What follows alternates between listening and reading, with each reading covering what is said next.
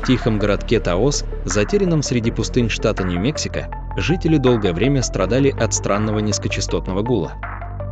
Этот звук слышали далеко не все, но те, кто улавливал его, испытывали невыносимое беспокойство. Звук, похожий на вибрацию, заполнял собой ночи и выводил из равновесия. Молодой инженер Эми, недавно переехавшая в Таос, решила разобраться в природе этого явления. Ее интерес к вопросам акустики и частотного анализа подтолкнул ее к исследованию феномена. В ночь полной луны, когда гул был особенно интенсивным, она отправилась вглубь пустыни искать его источник.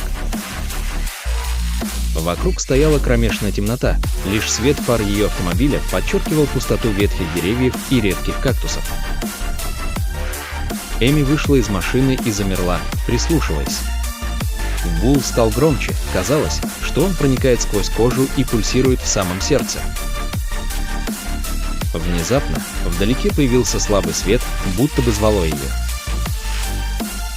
Следуя за ним, Эми оказалась у старого шахтного прохода, давно заброшенного. Стены шахты пахли древностью и плесенью. Эми надела налобный фонарь и решительно вошла в темноту.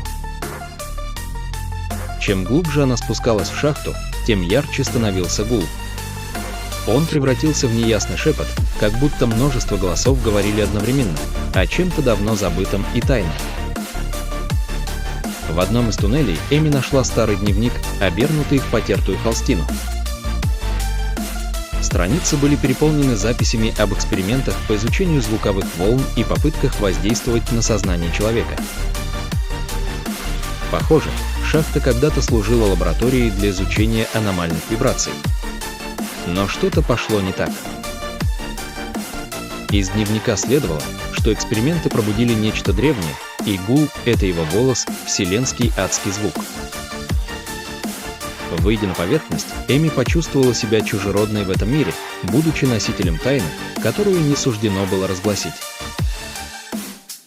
Городок Таос оставался в тисках гула, его жители жили, не зная, что под их ногами притаился подземный шепот, неизбежно медленно сводящий их с ума.